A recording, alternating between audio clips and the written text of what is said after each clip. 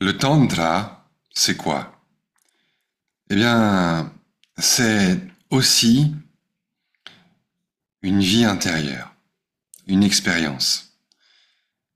Et pour évoquer cette expérience intérieure, j'ai envie de vous partager un verset de la tradition.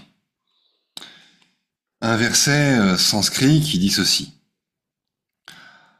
Avinashini mangala pradipe manasi prajvalite mahaprakashe bahirindriyagolakair gavakshair avisheshat avabhasyate triloki. On peut traduire ce verset de cette manière. Dans la lumière totale éclatante, dans le mental pareil à une bonne lampe que rien ne peut éteindre, le monde entier brille sans séparation, à travers les fenêtres, à travers les espaces des organes des sens, intérieurs et extérieurs.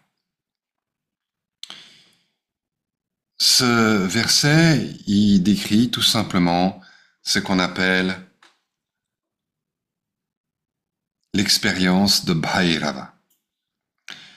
Bhairava, c'est une manifestation, une incarnation dynamique du divin, de Shiva, qui se reconnaît parce que Shiva s'incarne les yeux grands ouverts, la bouche grande ouverte, l'air un peu courroucé, un peu effrayant. Mais cette expression ressemble aussi à une expression d'émerveillement. Et c'est pourquoi on l'appelle aussi Vismaya Mudra, l'attitude ou le geste de l'émerveillement. Et cette expression faciale est une pratique dans le Tantra, et c'est donc la pratique qu'on appelle la pratique de Bhairava, Bhairava Mudra. Et ce verset décrit cette pratique et décrit l'expérience intérieure correspondante. C'est un état où, les sens, les 5 sens de perception, mais aussi les 5 sens d'action traditionnels, il y a les bras, les jambes, le corps, sont complètement ouverts, comme des fenêtres grandes ouvertes. Le texte dit comme des yeux de bœuf. Alors c'est pas que les organes des sens sont comparés à des yeux de bœuf, mais c'est que en sanskrit, en Inde, les fenêtres, on les appelle des yeux de bœuf, des œils de bœuf. Et donc les 5 sens sont comme des fenêtres grandes ouvertes. Et à l'intérieur, Manasi, le mental, est complètement silencieux. Et il est complètement silencieux, mais lumineux, comme une lampe, comme une bonne lampe, Mangala Pradipa. Et une bonne lampe, c'est une lampe qui ne s'éteint pas. Et cette lampe, c'est la lampe de la conscience. La lampe de la conscience ne s'éteint jamais. C'est la présence qui éclaire toutes nos expériences. Mais alors, pourquoi est-ce qu'on ne la réalise pas? Pourquoi est-ce qu'on n'en fait pas l'expérience? On en fait l'expérience, mais pas complètement, parce qu'on n'y fait pas attention. Et on n'y fait pas attention parce qu'on n'est pas informé de ses qualités, de sa valeur. On dit, bon, la conscience, c'est l'expérience, oui, c'est la vie, quoi. Et alors?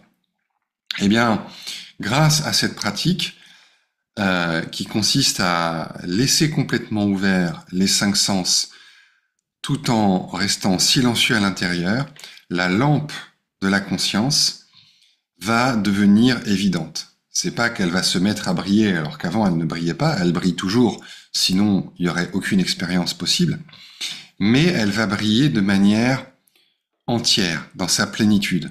C'est Mahaprakasha, la grande lumière. Et ici, Mahaprakasha, ça veut dire la lumière totale, c'est-à-dire sans division, Avisheshat.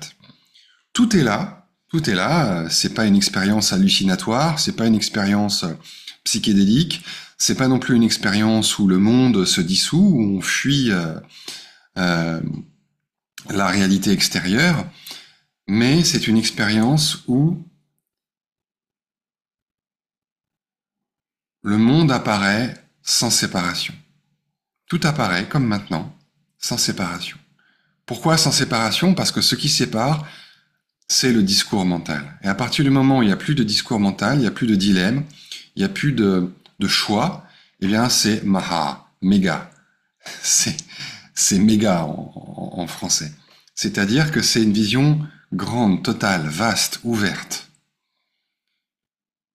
complètement limpide. Et on se ressent comme une lampe, comme si une lampe brillait à l'intérieur de nous à travers les organes des sens. Et cette pratique, elle est vraiment sublime parce que non seulement elle nous fait découvrir la paix de la présence au-delà du mental, mais elle nous fait découvrir ça sans fuir la réalité. Donc, il n'y a pas d'effet secondaire, il n'y a pas de contre-coup. C'est pas comme avec les drogues, c'est pas comme avec des pratiques d'introversion, c'est pas comme quand on fuit dans l'imaginaire. Non, on est complètement lucide, on est plus lucide même que jamais. Et pourtant, on découvre une paix, une lumière, une joie incroyable. Voilà ce que décrit ce verset tiré de la tradition. Il a été composé par un maître du sud de l'Inde au XIVe siècle qui s'appelait Maheshwara Ananda. Voilà. Je vous remercie pour votre attention. Bonne journée à vous.